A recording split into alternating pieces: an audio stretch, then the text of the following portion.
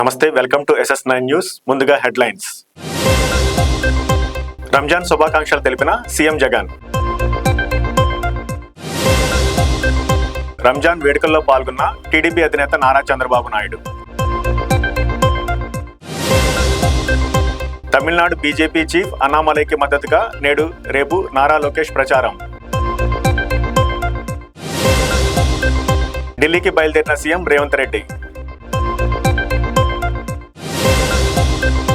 ఒకే ఫ్రేమ్లో తలుపుకుండా మెరిసిన సానియా మీర్జా, స్మితా సబర్వాల్. ఉత్కంఠపూర్లో గుజరాత్ అనూహ్య విజయం, సొంత మైదానంలో కంగుతిన్న రాజస్థాన్. రంజాన్ పండుగ నేపథ్యంలో ముస్లిం సోదరులకు ఈద్ ముబారక్ చెప్పారు ముఖ్యమంత్రి వైఎస్ జగన్మోహన్ రెడ్డి. అల్లా దీవెనలతో రాష్ట్ర ప్రజలకు సకల శుభాలు కలగాలని కోరుకుంటున్నట్లు సీఎం జగన్ తెలిపారు. రంజాన్ పండుగ సందర్భంగా ఉపవాసాలు, దైవారాధన, దాన ధర్మాలు, చెడును సాటి మానవులకు సేవ వంటి సత్కార్యాల ద్వారా అల్లాహ్ స్మరణలో తరించే ఈ రంజాన్ రాష్ట్ర ప్రజలకు సుఖ సంతోషాలు కలిగించాలని, సకల శుభాలు కలగాలని కోరుకుంటున్నానని జగన్ తెలిపారు. నిడదవోలులో టీడీపీ అధినేత చంద్రబాబు నాయుడు రంజాన్ వేడుకల్లో పాల్గొన్నారు. ఈ నేపథ్యంలో ముస్లిం సోదరులతో కలిసి కేక్ కటింగ్ లో పాల్గొన్నారు. ఆయన మాట్లాడుతూ రంజాన్ పండుగ శుభాకాంక్షలు అందజేశారు. ప్రజలందరూ సుఖ సంతోషాలతో ఉండాలని, మీ అందరి ప్రార్థనలు నెరవేరాలని కోరుకుంటున్నట్లు చంద్రబాబు నాయుడు తెలిపారు. ముస్లిం సోదరులు అందరూ ఎల్లప్పుడూ సంతోషంగా జీవించాలని, వారికి కావాల్సిన సౌకర్యాలను మన ప్రభుత్వం అందించిందని, పేద ముస్లింలను ఆదుకోవడానికి టీడీపీ పార్టీ రంజాన్ తోఫా ఇచ్చామని, ఆర్థిక ఇబ్బందులకు తోడుగా ఉన్నామని వివరించారు. వేడుకల్లో చంద్రబాబుతో పాటు పలువురు కార్యకర్తలు పాల్గొన్నారు. आप सबको రంజాన్ ముబారక్. చాలా సంతోషం.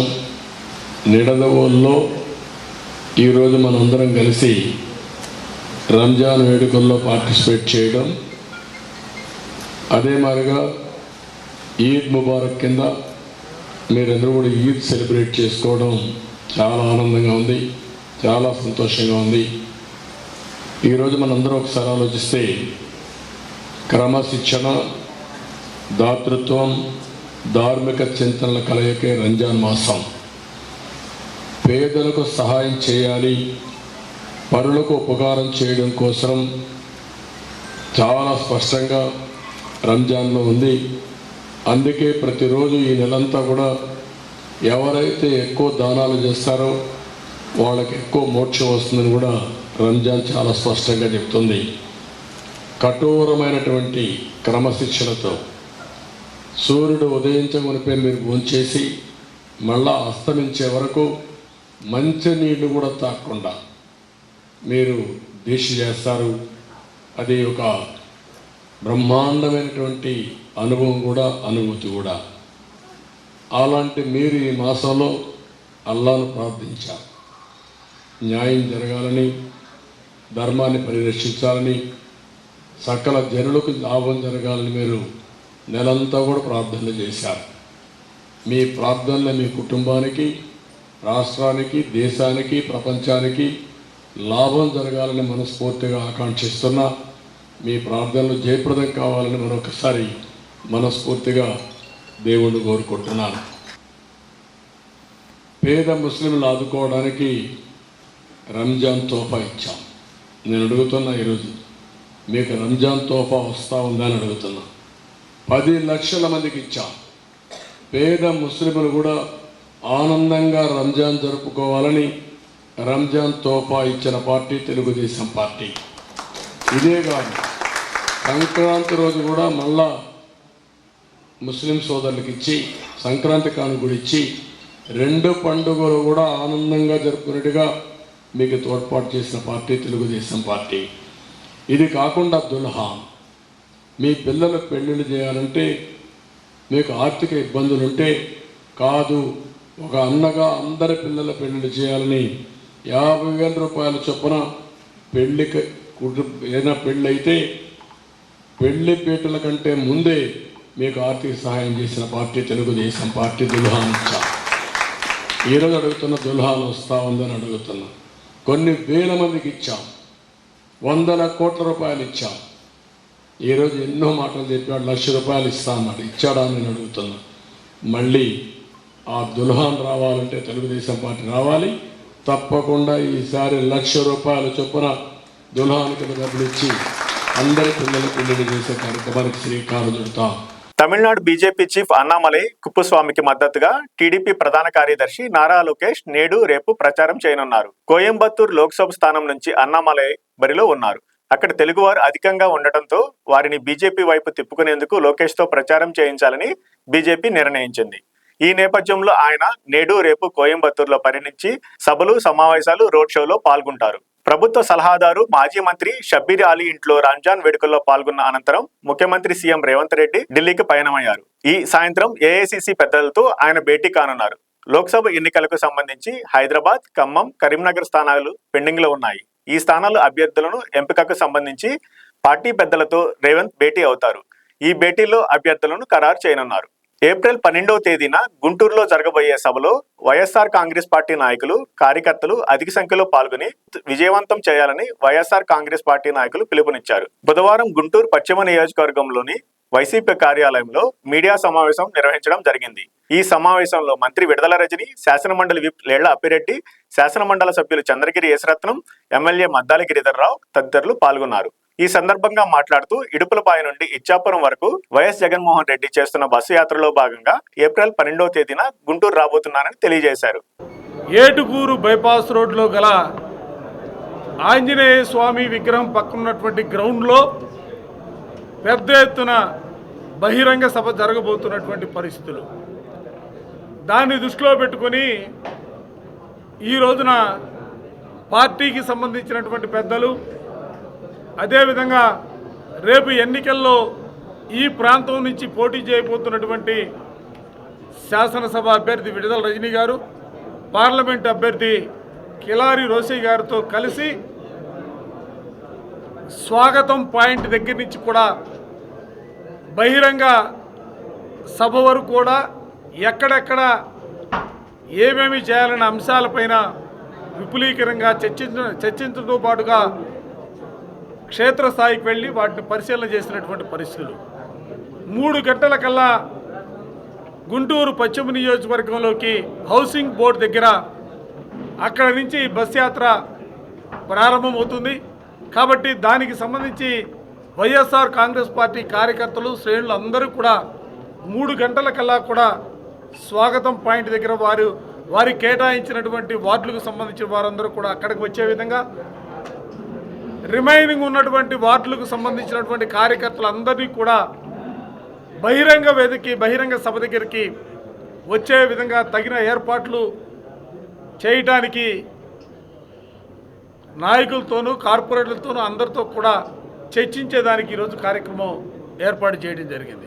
గౌరవ ముఖ్యమంత్రి వర్యులు శ్రీ వైఎస్ జగన్మోహన్ రెడ్డి గారు ఫ్రైడే 12వ తారీఖు మన గుంటూరు జిల్లా మేమంతా సిద్ధమనేటువంటి రోడ్ షోకి మరియు బహిరంగ సభకి ముఖ్యమంత్రి గారి రాకకు సంబంధించినటువంటి ఏర్పాట్ల కోసము ఈ మీటింగ్ అనేది కండక్ట్ చేసుకోవడం జరిగింది.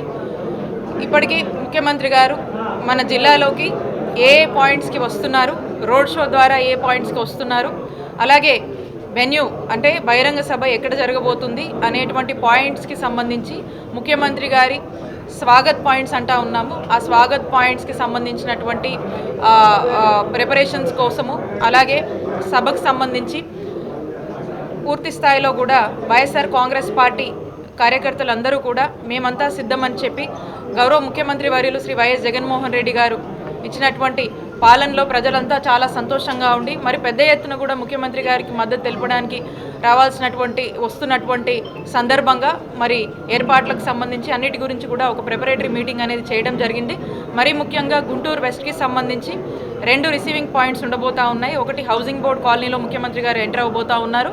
ఆ తర్వాత చుట్టుగుంట నుంచి మరి ప్రతిపాడులోకి వెళ్ళేటువంటి పాయింట్స్ ఏదైతే ఉన్నాయో మరి వాటి గురించి కూడా డిస్కషన్ చేయడం జరిగింది. కాబట్టి ఇక్కడ ఉన్నటువంటి వైఎస్ఆర్ కాంగ్రెస్ పార్టీ కార్యకర్తల్ని, అలాగే ముఖ్యమంత్రి గారి అభిమానులందరికీ కూడా మరి 12వ తారీఖు మరి 3 గంటలకి ముఖ్యమంత్రి గారు మన కాన్స్టిట్యున్సీకి ఎంటర్ అవబోతా ఉన్నారు. కాబట్టి అందరూ కూడా పార్టిసిపేట్ చేసి ఈ యొక్క మేమంతా సిద్ధం కార్యక్రమాన్ని విజయవంతం చేయవలసిందిగా ప్రతి ఒక్కరిని కూడా విజ్ఞప్తి చేస్తూ, నల్లపాడు అలాగే ఎన్జిఓ కాలనీ చుట్టుకుంట మీదుగా విఐపి రోడ్ నుండి బైపాస్కి ఆంజనేయ స్వామి గుడి, ఆంజనేయ స్వామి విగ్రహం దగ్గరలో మీటింగ్ ఏర్పాటు చేయడం అయింది.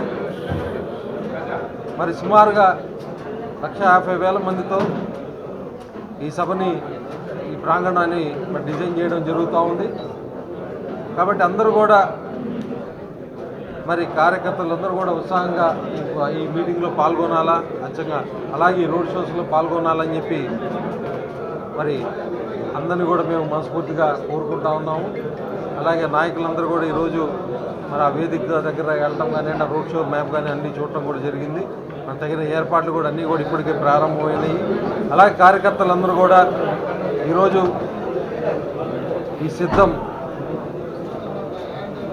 ఎంత ఇంపార్టెంటో మా అందరికీ కూడా తెలిసి ఈరోజు ఇప్పటి వరకు ముఖ్యమంత్రి గారు స్పీచ్, ఈ మధ్యకాలంలో ప్రతిపక్షాలు స్పీచ్ని చూసినట్టయితే మీరు తప్పనిసరిగా ఈ గుంటూరు 1-2 నియోజకవర్గాల నుంచి అత్యధిక సంఖ్యలో, అంటే ఎక్స్పెక్ట్ చేసిన దానికంటే కూడా ఎక్కువ మందిని తీసుకొచ్చేసేసి ముఖ్యమంత్రి గారి ఇచ్చే స్పీచ్ని వినాలని మరి నేను కోరుకుంటున్నాను. మరి ఈ సభను జయప్రదం చేయడానికి ప్రతి ఒక్కరు కూడా కృషి చేయాలి. ఎందుకంటే ఇప్పటి వరకు రాష్ట్రంలో మరి ప్రతిపక్ష నాయకుల స్పీచ్ ఒక విధంగా ఉంది.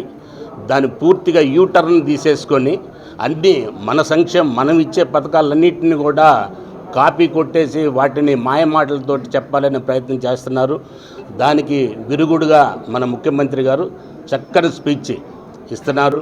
మరి మన వైఎస్ఆర్సీపీ నాయకులే కాకుండా మరి కార్యకర్తలు పార్టిసిపేట్ చేస్తూ ఎంతో విజయవంతం చేస్తున్నారు. కాబట్టి మనం కూడా ఒక రికార్డు సృష్టించే విధంగా ఈ సభను విజయవంతం చేయాలని కోరుకుంటున్నాం. మరొకసారి ముఖ్యమంత్రి గారిని మరొకసారి జగన్మోహన్ రెడ్డి గారిని రాష్ట్ర ముఖ్యమంత్రిగా మనం చూసుకోవాల్సిన అవసరం ఉంది. అందుకనే ఆ విధంగా ఏదైతే ఈరోజు రాష్ట్ర పర్యటనకు వస్తూ ఉన్నారో గుంటూరు పార్లమెంటరీ ప్రజలందరూ కూడా గుంటూరు సిద్ధం అనే నినాదంతో రేపు 12వ తారీఖు విజయవంతం చేయాలని చెప్పి నేను కోరుతా ఉన్నా. మరి ముఖ్యంగా మంగళగిరి, తెనాలి, పొన్నూరు, అలాగే ప్రతిపాడు, తాడికొండ, గుంటూరు ఈస్ట్, గుంటూరు వెస్ట్ 7 నియోజకవర్గాల నుంచి పెద్ద ఎత్తున మరి వైఎస్ఆర్ కాంగ్రెస్ పార్టీ కార్యకర్తలు, నాయకులు, ప్రజలందరూ కూడా తరలి వచ్చి మేమంతా సిద్ధం సభని విజయవంతం చేయాల్సిందిగా కోరుతా ఉన్నా. భీమిలి మండలం మధ్యవలసలో ఏర్పాటు చేసిన భారీ బహిరంగ సభలో భీమిలి నియోజకవర్గ ఉమ్మడి ఎమ్మెల్యే అభ్యర్థి గంటా శ్రీనివాసరావు ఆధ్వర్యంలో టీడీపీ ఎన్నికల ప్రచారం ప్రారంభించారు. మొదటి రోజే వైసీపీ పార్టీ నుండి నాయకులు భారీగానే టీడీపీలోకి చేరారు. సభలో గంటా శ్రీనివాసరావు టీడీపీలో చేరిన నాయకులను అభినందించారు.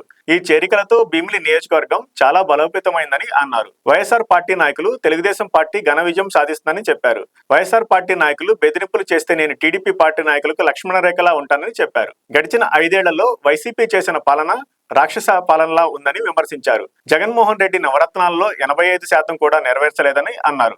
ఈ కార్యక్రమంలో అనేక మంది టీడీపీ, బీజేపీ, జనసేన పార్టీ నాయకులు, కార్యకర్తలు అధిక సంఖ్యలో పాల్గొన్నారు. ఖచ్చితంగా భీమిలి నియోజకవర్గంలో తెలుగుదేశం పార్టీ మామూలుగానే తెలుగుదేశం పార్టీ కంచుకోట.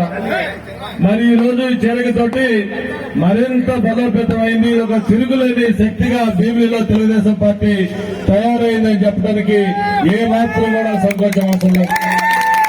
ఇప్పుడే ఇందాక వెంకటప్పుడు గారు చెప్పారు, నిన్న సాయంత్రం నుంచి ఈ మీటింగ్ ఎలాగైనా డిస్టర్బ్ చేయాలి, ఎలాగైనా ఈ మీటింగ్ జనం రాకుండా ఉండాలని నయానో భయానో ఇంకో రంగు చెప్పాలంటే బెదిరింపులు కూడా చేస్తానని చెప్పి నేను మీ అందరికీ ఒకటే హామీ ఇస్తా ఉన్నాను.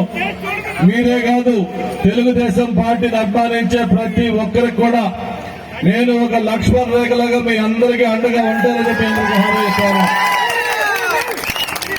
Telugu Desam party, Janasena party, Bharatiya Janata party ఈరోజు త్రిమూర్తులు నరేంద్ర మోడీ గారు, చంద్రబాబు నాయుడు గారు, అలాగే పవన్ కళ్యాణ్ గారు ఈ రాష్ట్రంలో ఉన్న పరిస్థితులు చూసిన తర్వాత ఈ రాష్ట్రానికి మళ్లీ ఒక బంగారు భవిష్యత్తు కావాలి, ఈ రాష్ట్రంలో మళ్లీ పరిశ్రమలు రావాలి, యువతకి ఉపాధి కావాలి, మళ్లీ ప్రజల జీవన ప్రమాణాలు బాగుపడాలి, మళ్లీ ఆ పూర్వ వైభవం రావాలనే ఉద్దేశంతో ముగ్గురు కలిసి వాళ్ళు ఒక రకంగా చెప్పాలంటే త్యాగాలు చేసి అందరూ కలిసి ఒక కూటమిగా పెట్టుకుని ఈ రోజు ఎన్నికల్లో పోటీ చేస్తా ఉన్నారు. ధాన్యానికి మొలకలు వచ్చాయని ఏడ్చిన రైతుని బూతులు తిడతావా జగన్ అని తణుకు ప్రజాగాళం సభలో జనసేన పార్టీ అధినేత శ్రీ పవన్ కళ్యాణ్ ఆగ్రహం వ్యక్తం చేశారు. జగన్ 70,000 పోలీస్ కుటుంబాలకు టీఏడీఏలు ఇవ్వలేదు, రోడ్ల మీద రక్షణ కల్పించే పోలీసు వారిని రోడ్డున పడేశాడని ఆవేదన తెలిపారు. నేను 2021లో ప్రభుత్వ వ్యతిరేక ఓటు చెల్లకూడదని ఇచ్చిన మాట నిలబెట్టుకోవడం కోసం చంద్రబాబు గారు జైల్లో ఉన్నా సరే నేను పొత్తు ప్రకటించి రాష్ట్రం కోసం నిలబడ్డానని పవన్ వివరించారు. నేను చాలా తగ్గాను. మన ప్రజలు బాగుపడాలని మన అభ్యర్థులను కూడా వెనక్కి తీసుకున్నాను. కేవలం ప్రజల బాగు కోసమే ఆలోచించానని అన్నారు. ఎక్కడ నెగ్గాలో కాదు, ఎక్కడ తగ్గాలో కూడా నాకు తెలుసని చెప్పారు. రైతు ఏడుస్తూ ఉంటే రైతును అవమానిస్తావా? నీలాంటి వారిని ఇక్కడి నుండి పంపించేయాలి. కనీసం నా నోటి నుండి పేరు ఉచ్చరించే అర్హత కూడా ఆ మంత్రికి లేదని మండిపడ్డారు పవన్. ఒకటి కాదు, రెండు కాదు, 70,000 పోలీస్ కుటుంబాలకి డిఏలు సరెండర్ లీవ్స్ ఈ రోజు వరకు ఇవ్వలేదు. దీని మీద ఒక్కడు స్పందించడు. పోలీసుల శ్రమశక్తిని కూడా దోపిడీ చేసేవాడు జగన్. ఇలాంటి వ్యక్తి ఇంకొకసారి అవకాశం ఇస్తే మీరు ఏం జరుగుతుందో మీరు ఆలోచించండి. మేము రోడ్ల మీదకి వచ్చి కొట్లాడాల్సి వస్తుంది. మీ భవిష్యత్తు కోసం ఉన్న ఇక్కడ మంత్రిని చూశారు, సివిల్ సప్లైస్ మంత్రినే. కొడుకు ఒకవైపు, అతని అనుచరులు ఒకవైపు, కనీసం వాళ్ళ దోచుకున్న సొమ్ముతోటి కనీసం ఇక్కడ పరిశ్రమలు కూడా పెట్టాల. ఎక్కడో తెలంగాణలో బాలానగర్లో ఇక్కడ కూర్చొని స్టీల్ ఫ్యాక్టరీలు పెట్టుకున్నారు. అక్కడికి వెళ్ళి ఇక్కడ దోచేసిన డబ్బుతోటి, ఇక్కడ టీడీఆర్ బాండ్లతోటి దోచేసిన డబ్బుతోటి వెళ్ళి తెలంగాణ హైదరాబాద్ లో బాలానగర్లో ఫ్యాక్టరీలు పెట్టుకున్నారు. కనీసం అవినీతి డబ్బుతోటి కనీసం ఇక్కడ పరిశ్రమలు పెట్టినా కానీ కొద్దిమంది కనీసం ఉపాధి అవకాశాలను వచ్చిండే. వాడు కనీసం ఆ జ్ఞానం కూడా లేదు. ఆయన చాలా గుండె దిట్టి ఉన్న నాయకుడు. ఆయన జగన్ అకారణంగా ఆయన జైల్లో పెడితే నేను వెళ్ళి చూస్తే ఆయన ఏం బెదర్లా బలంగా నిలబడి ఉన్నాడు. ఆయన దేనికి బెదిరే వ్యక్తి కాదు ఆయన. కానీ నాకు అనిపించింది, ఏదైతే మాట ఇచ్చానో 2021లో వైసీపీ వ్యతిరేక ఓటు చీలకూడదని చెప్పి నేను పదే చెప్పాను. అదే మాట మీద కేంద్ర నాయకత్వానికి తెలియజేశాను. నేను తగ్గాను. నన్ను కావాలంటే విమర్శించారు. ఎందుకు నిలబడ్డానంటే ఆంధ్రప్రదేశ్ యువత, ఆంధ్రప్రదేశ్ భవిష్యత్తు పాడవకుండా ఉండాలంటే నేను ఒక పిసరు తగ్గితే నేనేం తగ్గిపోను. ఎక్కడ నెగ్గాలో కాదు, ఎక్కడ తగ్గాలో తెలియాలి. దేనికి తగ్గాను నేను? ఇక్కడ అభ్యర్థిని అనౌన్స్ చేసిన తర్వాత కూడా ఎందుకు తగ్గాల్సి వచ్చింది అంటే, మా వాళ్ళు ఒకళ్ళు తగ్గుతారు కానీ మీరు గెలుస్తారు, మీకు ఉపాధి అవకాశాలు వస్తాయి. అది దృష్టిలో పెట్టుకొని నేను తగ్గాను తప్ప పార్టీని తగ్గించాలని కానీ కూడా కాదు. ఎందుకంటే 4 దశాబ్దాలుగా ఒడిదుడుకులు తీసుకున్న వ్యక్తి, ఆయన అనుభవం కావాలి. అందుకనే ఆయన అనుభవం నాకు మనకి రాష్ట్రానికి కావాలి. అందుకని కూర్చొని నా స్వార్థాన్ని కూడా పక్కన పెట్టి, మన ఆశయాలను కూడా మన ఆశలను కూడా పక్కన పెట్టి, జనసేన నాయకుల తాలూకు తృష్ణను కూడా పక్కన పెట్టి, కేవలం ఆంధ్రప్రదేశ్ ప్రజల ఆకాంక్షను దృష్టిలో పెట్టుకొని నేను ఈ పొత్తుకి చాలా ముందుండి అందరం కలవాలని చెప్పి నేను ముందుకు తీసుకెళ్లాను. మీరు బాగుండాలని చెప్పి. మీకు ఈ వ్యక్తి నేను నా నోట్లోంచి ఉచ్చరించేంత స్థాయి కూడా లేదు ఈ సివిల్ సప్లైస్ మంత్రికి. ఇలాంటి మంత్రుల్ని, ఇలాంటి అభ్యర్థుల్ని, ఇలాంటి రాజకీయాల్లోంచి తన్ని తగలేసేయాలి బయటికి. గోస్తని నదిలో కలిపేయాలి ఇలాంటి వ్యక్తుల్ని. ఎంత అలుసు నీకు, ఎంత పొగరు నీకు, ఎంత అహంకారం నీకు, ఎంత దురహంకారం నీకు. రైతు ఏడుస్తా ధాన్యానికి మొలకలు వచ్చినాయి అంటే నువ్వు బూతులు తిడతావా? నీ అహంకారాన్ని నేల కింద రాచే రోజులు వస్తున్నాయి, మర్చిపోకు. నేను ఓట్ల కోసం కానీ నేను ప్రజలు బాగుండాలని ఆకాంక్షించేవాడిని.